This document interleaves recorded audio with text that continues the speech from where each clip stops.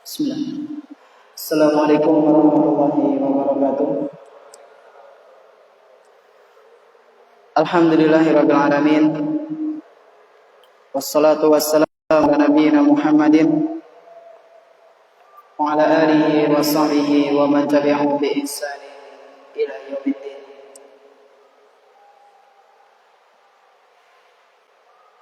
Alhamdulillah, segala puji bagi Allah Subhanahu wa taala, di mana Dia telah memberikan kepada kita semuanya nikmat yang begitu banyak.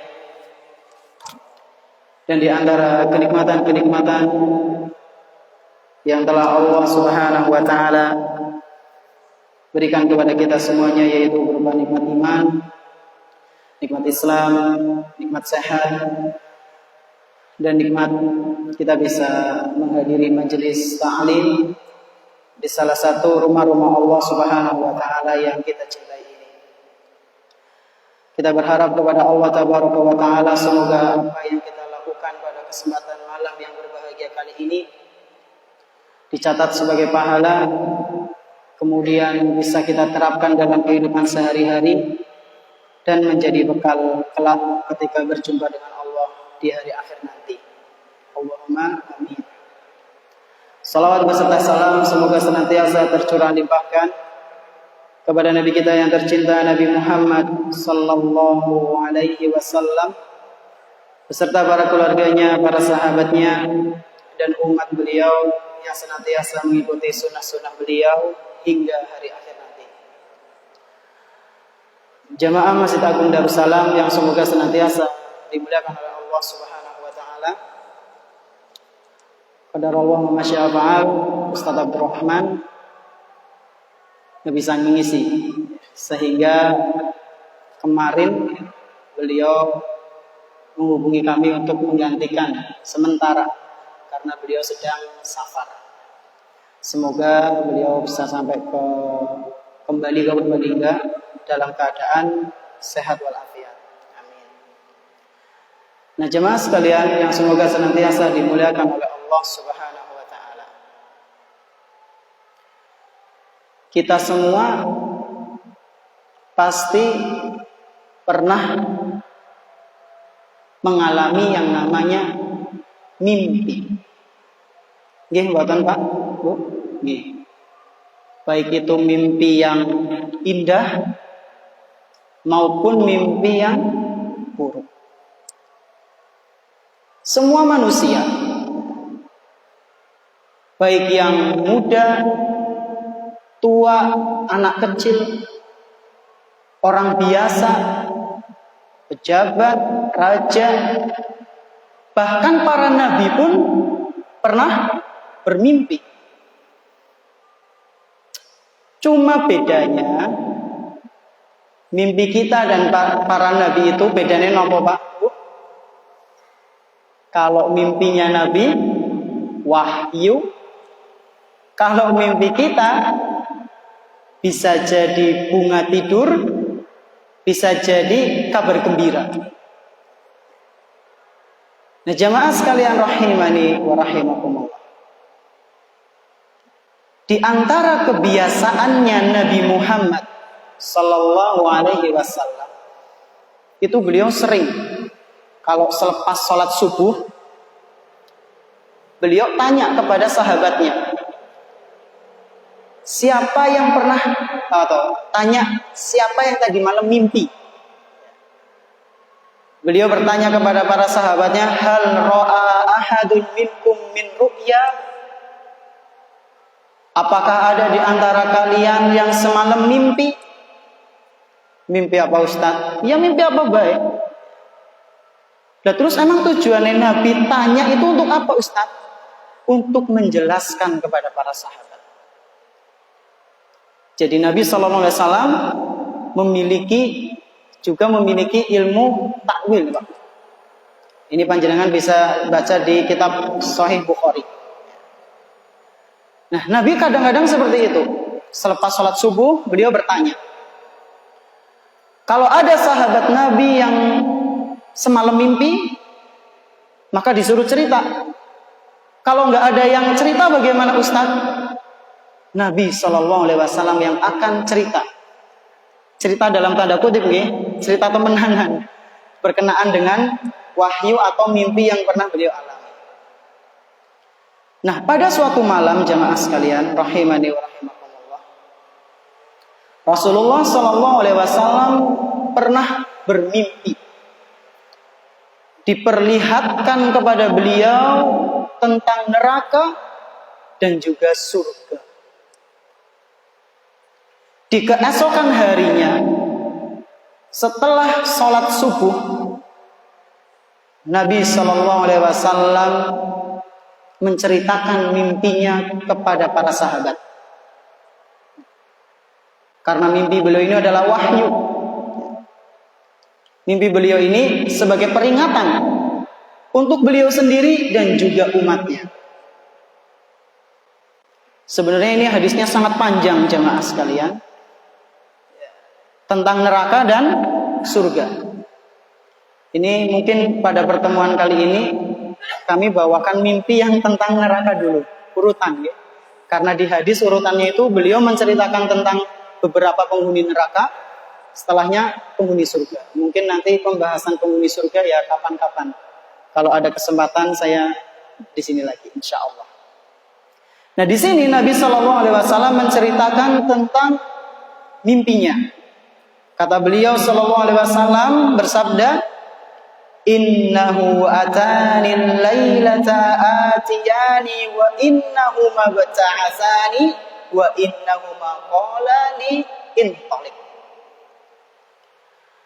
Suatu malam, aku bermimpi melihat dua sosok yang mendatangiku. Lalu dua sosok ini mengajak diriku untuk pergi. Seraya berkata kepadaku, intalik. Ayo, berangkat. Ayo berangkat. Maka kata beliau sallallahu alaihi wasallam, wa innin talaqtu ma'huma. Lalu aku pun berangkat dengan mereka berdua. Wa inna ataina ala rajulin muttaji'in wa idza akharu qa'imun alaihi bisahra. Ketika aku sudah mulai berangkat dengan kedua sosok tersebut, tiba-tiba aku diperlihatkan dengan pemandangan yang begitu sangat mengerikan, yaitu seseorang dia terlentang atau berbaring. Ada orang berbaring dan di sampingnya ada sosok yang membawa batu sangat besar. Wa idza huwa yahwi bis-sakhrati li ra'sih.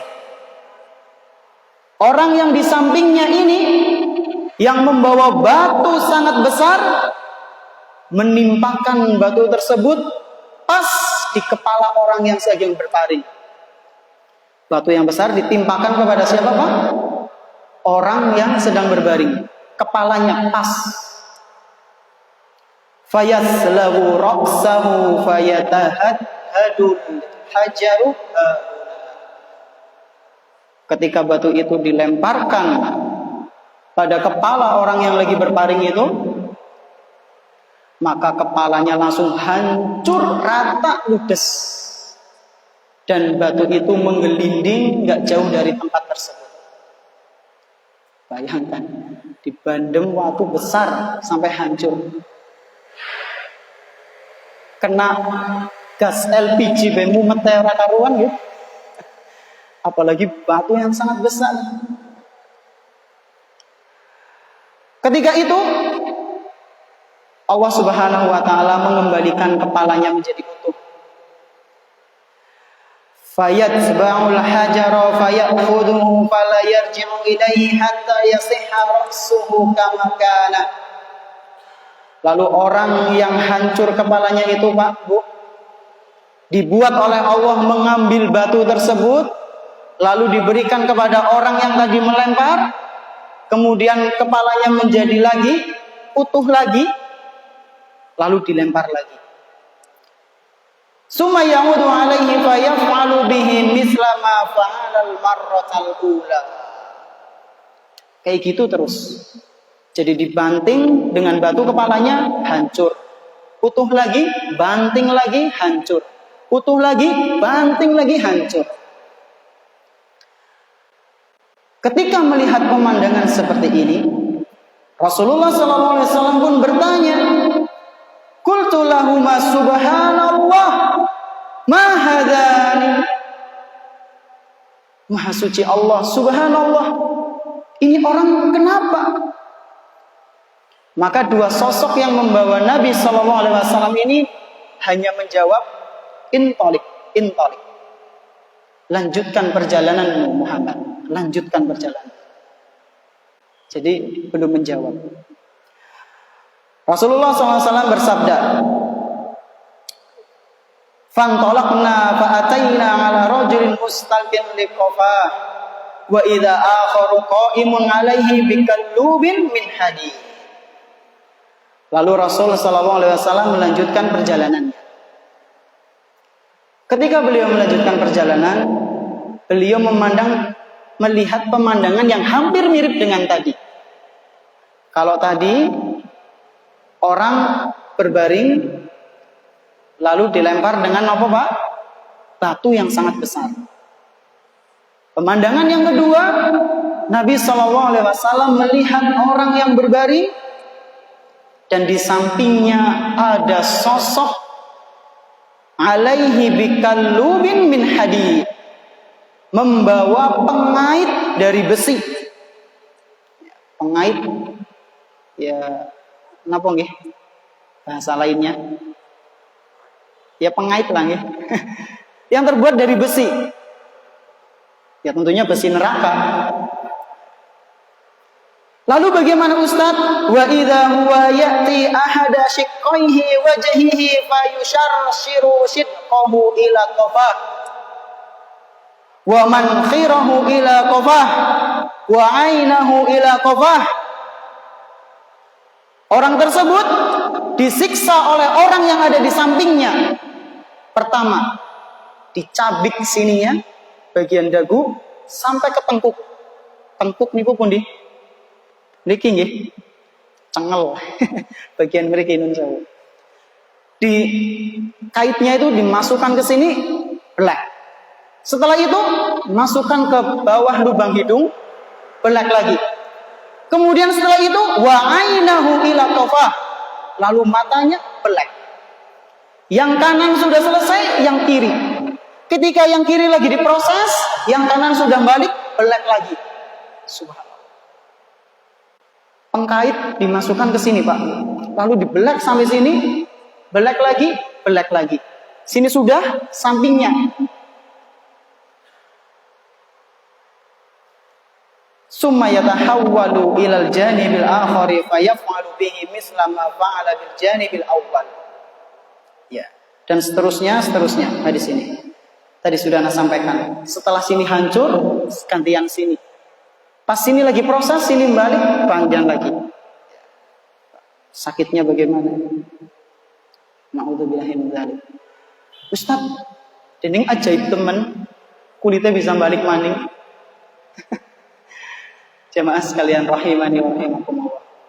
Di neraka itu, setiap siksaan yang ditimpakan oleh hamba-hamba yang tidak beriman, yang penuh dosa, belum sempat bertaubat, disiksa, kulitnya hangus, dikembalikan lagi oleh Allah. Supaya apa? Supaya merasakan pedih terus menerus sampai waktu yang ditentukan. Allah Subhanahu wa taala berfirman di surat An-Nisa ayat ke-56, menceritakan tentang orang-orang kafir yang disiksa di neraka. Kata Allah, kullama nadijat juluduhum baddalnahum juludan ghairaha. Setiap kali kulit mereka hangus, setiap kali kulit mereka hilang, binasa, maka akan kami ganti dengan kulit yang lain. Supaya apa? Liyadzuqul adzab. supaya mereka merasakan azab yang sangat pedih. Ini pemandangan yang kedua. Rasulullah SAW bertanya kayak tadi, subhanallah ma hadza. Subhanallah, ini kenapa ini? Maka dua sosok itu menjawab, intolik. Lanjutkan perjalananmu, lanjutkan.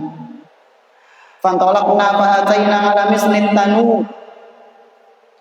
Fa idza fihi laghatun wa aswat. Lalu aku pun melanjutkan perjalananku, dan ketika itu aku melihat ada sebuah tempat seperti tungku, dan di dalamnya ada suara gemuruh. Gemuruh niku nggih kados napa? Ya, seperti itu ya, kurang lebih seperti itu. Dulu pas Gunung Slamet sedikit aktif itu, suara dan getarannya sampai niki. Dulu saya pas masih di Tunas Ilmu, dapurnya tuh sampai gereng. Masya Allah. Nah, gemuruh itu seperti itu. Ya, kurang lebih, atau suara geluduk. Ternyata di situ ada suara gemuruh di dalam tungku. Qala fatola'na fihi fa idza fihi rijalun wa nisa'un murawatun. Ketika aku mencoba mengintip apa yang ada di dalam tungku tersebut, ternyata di dalamnya ada sekumpulan laki-laki dan perempuan, nuwun sewu, nggak pakai busana sama sekali. Jadi mereka dikurung dalam tungkup yang sangat panas, dipanggang. Wa idahum ya'tihim lahabun min asfala minhum. Selain dikurung dalam tungku tersebut, mereka juga disulut oleh api dari bawah. Jadi orangnya di dalam, kumpulan orang-orang laki-laki perempuan telanjang, ditutupi tungku, dari bawah itu ada api yang menyulut. Menyulut seperti apa ya? Ya nyulut gitu ya. Ya panjenengan kalau sering bakar-bakar ya tahu apinya yang menyulut bagaimana. Itu orang-orang tersebut disulut oleh api. Fa idza atahum dzalikal lahabu daw. Setiap kali dari mereka mengenai api, kalau ada di antara mereka yang kena api, pasti mereka akan mengerang kesakitan. Ngorong-ngorong, panas. Maka Rasulullah SAW bertanya, Mahaula, siapakah mereka ini? Dua sosok ini menjawab dengan jawaban yang sama. Intolik. Lanjutkan perjalananmu. Sudah berapa pemandangan, Pak? 3. Yang pertama, orang yang dilempar batu besar. Yang kedua, orang yang disobek-sobek dengan pengait. Yang ketiga, laki-laki perempuan yang ditumpuk jadi satu, lalu dipanggang, dibakar. Apakah cukup sampai di situ? Enggak. Ada pemandangan yang keempat. Pemandangan yang keempat ini, Rasulullah SAW melihat sungai yang begitu luas. Sungai ini airnya merah. Bahkan bisa dikatakan adalah sungai yang penuh dengan darah. Di situ ada orang yang berenang dengan berusaha, ngos-ngosan. Dan sungai itu ada tepiannya. Dan di tepi sungai itu, Pak Bu, ada orang yang sudah siap-siap.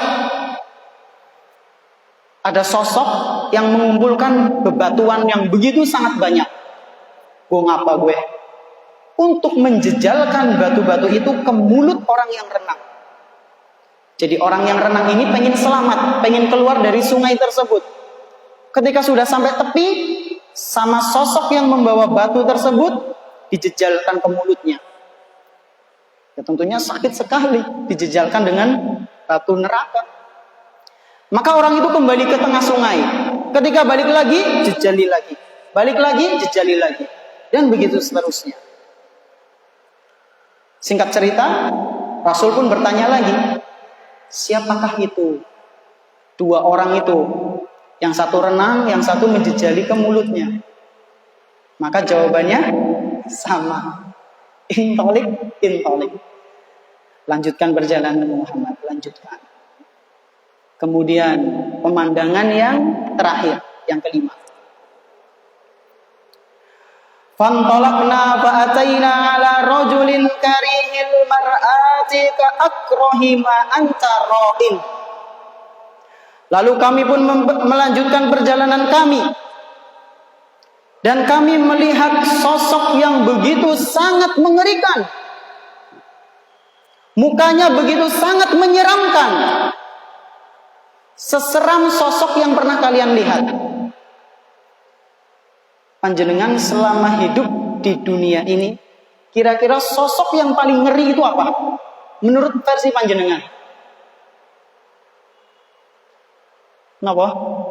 Gendruwo. Yang TV mungkin ya. Ya mungkin ada yang bilang gendruwo karena ya, melihat di TV atau di YouTube. Ada yang mengatakan mungkin pocong. Ada yang mengatakan singa mungkin karena belum pernah lihat hal-hal gaib. Macam-macam. Nah, sosok ini Pak Bu jauh lebih menakutkan dari hal yang kita takutkan di dunia ini. Pokoknya serem banget. Rajulan mar'atan wa idza 'indahu narun yahushuha wa yas'a haulaha. Yaitu sesosok yang mana mukanya itu selalu merengut dan selalu menyalakan api dan dia mengitari api tersebut. Sudah. Nabi SAW sama bertanya, itu siapa? Jawabannya sama. Lanjut. Nah kemudian ini pemandangan tentang neraka. Ada 5 pemandangan. Lalu dilanjutkan pemandangan tentang surga. Nah ini yang kapan-kapan insya Allah kita bahas. Karena waktunya ya cukup ya. Kira-kira jamaah sekalian, orang yang pertama tadi yang dilempar batu begitu besar, itu kira-kira akibat dari perbuatan apa? Kira-kira kenapa? Nggak pernah sholat? Ada jawaban lain? Sombong. Masya Allah. Jawaban lain? Kenapa?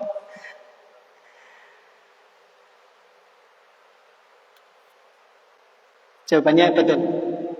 Meninggalkan sholat. Tapi kurang. Ada amalan yang ditinggalkan lagi. Di hadis ini dijelaskan di bagian akhir. Panjenengan bisa dicek nanti yang punya kitab Sahih Bukhari di nomor 7047. Di bagian akhir dijelaskan orang-orang tersebut. Yang pertama, kata sosok yang membawa Nabi Muhammad SAW, Ammar rajulul awwalul ladzi ataita alaihi yuslahu ra'suhu bil hajari fa innahu rajulu ya'khudul Qur'an fayarfudu. Wahai Muhammad, sesungguhnya orang yang tadi itu yang kepalanya hancur akibat dibanting dengan batu begitu besar, dia adalah orang yang telah mempelajari Al-Quran, yang telah menghafalnya, yang telah membacanya, namun ternyata menolak Al-Quran itu. Panjenengan paham menolak Al-Quran? Hafal Quran, membaca Quran, mempelajarinya, tapi ditolak. Maksudnya pripun? Menolak hukum-hukumnya. Ragu dengan Quran, hafal Quran, tapi diotak-atik. Apa iya ya? Kok dewek dipanggit namaning? Dengisi Quran kayak fiksi, kayak dongeng ya. Na'udzubillahi min dzalik.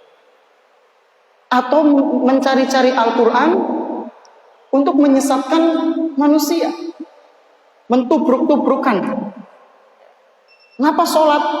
Sholat ini celaka. Fawailun lil musallin. Celakalah orang-orang yang sholat. Bisa ya. Ini orang-orang yang seperti ini. Atau juga bisa melupakan Al-Quran. Dia akan ditimpakan seperti itu. Lalu kata sosok tadi menjelaskan wa yanamu anis salatil maktubah. Dan orang ini selain meninggalkan Al-Quran, dia tidur sampai meninggalkan sholat-sholat wajib. Na'udzubillah. Sholatnya ditinggal. Ya mungkin contoh realnya sholat nopo sing biasane tinggalan tidur, ditinggal karena tidur subuh ya.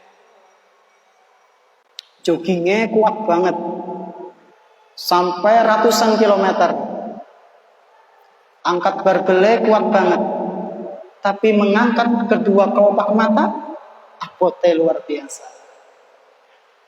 Na'udzubillah. Ini yang pertama. Orang tersebut adalah orang yang menolak Al-Quran, padahal dia hafal, padahal dia paham, dan dia meninggalkan sholat yang wajib. Kemudian yang kedua, wa ammar rajulul ladzi ataita alaihi yusharsharu shidquhu ila qafahu wa manhiruhu ila qafahu wa ainuhu ila qafahu fa innahu rajulu yaghdu min baitihi fayakdzibul kadzbata tablughul afa. Ini ngeri. Yang kedua kata Rasulullah SAW, yaitu orang-orang yang dirobek-robek mukanya. Bahkan di riwayat lain disebutkan dipotong-potong. Yaitu karena dulu di dunia dia suka berdusta, dan kedustaannya ini menyebar sampai penjuru dunia. Suka apa? Berdusta, seneng lombok, sampai kebohongannya ini menyebar sampai penjuru dunia. Yang paling ngeri itu Pak Bu, kalau ngelombok atas nama Nabi. Dusta kok atas nama Nabi. Subhanallah. Kalau sampai ada yang meyakini ya, bahwasanya misalnya ada orang iseng,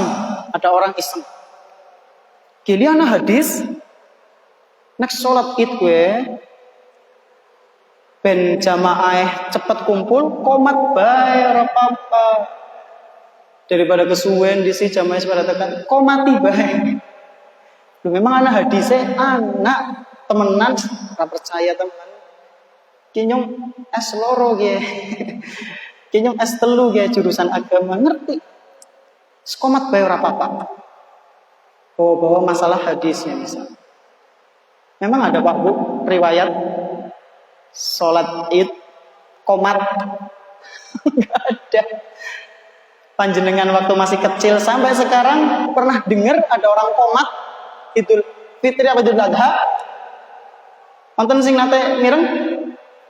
Kalau saya belum pernah. Khawatirnya nanti suatu saat ada yang seperti itu, lalu berdusta atas nama Nabi, lalu dipraktikkan subhanallah oleh orang-orang yang setelahnya. Balasannya apa? Dicabik-cabik mukanya.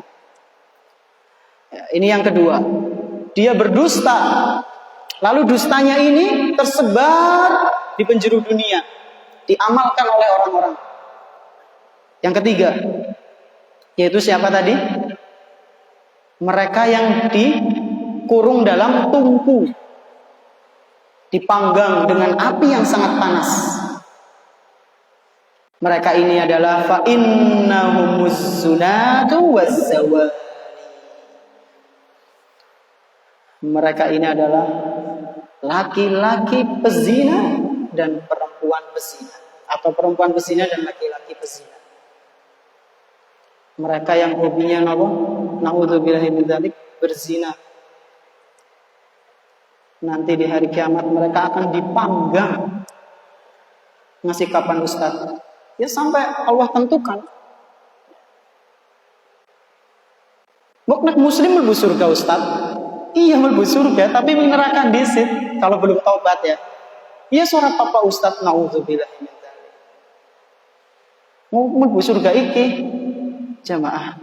Api neraka itu panasnya jauh lebih panas dari api dunia. Kita saja mungkin keselomot geni ya. Muring-muringnya ngasih pirang dina ya. Kena knalpot motor. Kadang ya Allah sampai ibadahnya itu susah. Nersula, ya. Kadang nggak sabar. Baru knalpot. Bisa aja knalpot. Panjenengan kalau lagi mandi pakai air panas disiram. Kemebul kan? Panjenengan kuat di hadapannya kayak gini? Enggak. Baru asapnya. Itu baru asap. Kita enggak kuat, Pak Bu. Apalagi dengan api di dunia. Api di neraka. 70 kali lipatnya. Ini adalah para pezina. Yang ketiga. Kemudian yang keempat. Yaitu sosok orang yang berenang di lautan darah. Yang lalu mulutnya dijejeli dengan batu-batu besar. Siapakah dia? Fa innahu akilur riba. Nah, kata sosok yang membawa Nabi Muhammad SAW, dia itu adalah pemakan riba. Dan yang namanya riba ini jamaah dilarang, baik dalam Al-Quran maupun hadis. Dalam Al-Quran, kalau hadis itu ini ya, bisa sebagai dalil. Dalam Al-Quran Allah Subhanahu wa taala berfirman, "Ya ayyuhalladzina amanu," wahai orang-orang yang beriman, "ittaqullaha," bertakwalah kalian kepada Allah, "wa dharu ma baqiya minar riba," dan jauhilah sisa-sisa riba. Jauhilah total semua riba. Jangan ngambil sedikit pun. In kuntum mu'minin, jika kalian ini memang orang-orang yang beriman, jauhi riba. Ustaz, tapi nyong tahu kerungu gue. Anak tokoh mengatakan, jadi ini orang papa sebetil. Jamaah sekalian, kalau misalnya kita belum punya ilmu, lalu kita dihadapkan dengan permasalahan seperti itu. Dan selama ini kita ketahui ilmunya jelas dalam Al-Quran dan hadis melarangnya. Maka coba kita pilih di antara dua pendapat ini, yang nanti di akhirat ketika kita sedang disidang oleh Allah Subhanahu wa taala, pendapat yang kita ambil itu tidak merepotkan kita. Kalau kita mengambil bahwasanya riba itu memang haram semuanya total, ketika kita dihisab, insya Allah itu jauh lebih mudah. Pembahasan hisab sudah dijelaskan ya sama Ustaz Abdullah Zain. Hisabnya akan jauh lebih mudah. Pendapatnya itu, ya Allah, saya mengambil pendapat ini, dalilnya jelas ini dan ini. Nah sekarang kalau misalnya ada yang mengambil pendapat, ya Allah, aku pernah dengar si fulan mengatakan katanya boleh, sedikit nggak apa-apa. Itu bisa berujung nanti. Takutnya seperti itu. Ambil pendapat yang bisa kita renungi. Kira-kira nanti di hari kiamat, apa alasan kita menjawab pertanyaan Allah? Ini yang keempat, yaitu para pemakan riba. Kemudian yang kelima, siapakah sosok yang sangat mengerikan itu? Dijelaskan di hadis ini, fa innahu malikun khazinu jahannam. Sosok yang sangat mengerikan ini adalah malaikat Malik, penjaga pintu neraka jahanam. Jadi malaikat Malik adalah salah satu malaikat, nama malaikat yang menjaga pintu neraka jahanam. Dia senantiasa menyalakan api dan berkeliling di sekitar api tersebut. Inilah 5 pemandangan yang Nabi Shallallahu Alaihi Wasallam lihat di mimpinya. Yang pertama apa? Orang yang dibanting dengan batu sangat besar. Kemudian yang kedua, orang yang dirobek-robek mukanya, kulitnya ditilep sampai belakang. Yang ketiga, sinten Pak? Orang yang ditungkup ya, dikurung dalam tungkup panas, dan ini adalah para pelaku zina. Yang keempat adalah orang yang berenang di lautan darah, ketika sampai di tepian dijejeli dengan batu-batu. Ini adalah pelaku riba. Dan yang kelima, Nabi melihat sosok yang sangat mengerikan. Dan ini adalah malaikat Malik, penjaga pintu neraka Jahanam. Semoga dengan kelima pemandangan ini bisa membuat kita tersadarkan, mungkin yang selama ini kita masih ada yang melakukan 5 hal tersebut, kita bertaubat, kita memperbaiki diri kita, sehingga kita bukan termasuk orang-orang yang nanti seperti ini. Na'udzubillahi min dzalik. Yang sudah pernah berzina, ya bertobat. Yang sudah pernah melakukan riba, ya bertobat. Innallaha yaghfiru dzunuba jami'an. Allah itu akan mengampuni dosa-dosa semuanya. Di surat Az-Zumar ayat ke-53. Innahu huwal ghafurur rahim. Sesungguhnya Allah itu Maha Pengampun lagi Maha Penyayang. Mungkin ini yang bisa kami sampaikan. Kurang lebihnya kami mohon maaf. Terima kasih atas perhatiannya. Kita tutup dengan doa kafaratul majelis. Subhanakallahumma bihamdik asyhadu an la ilaha illa anta astaghfiruka wa atubu ilaik. Assalamualaikum warahmatullahi wabarakatuh.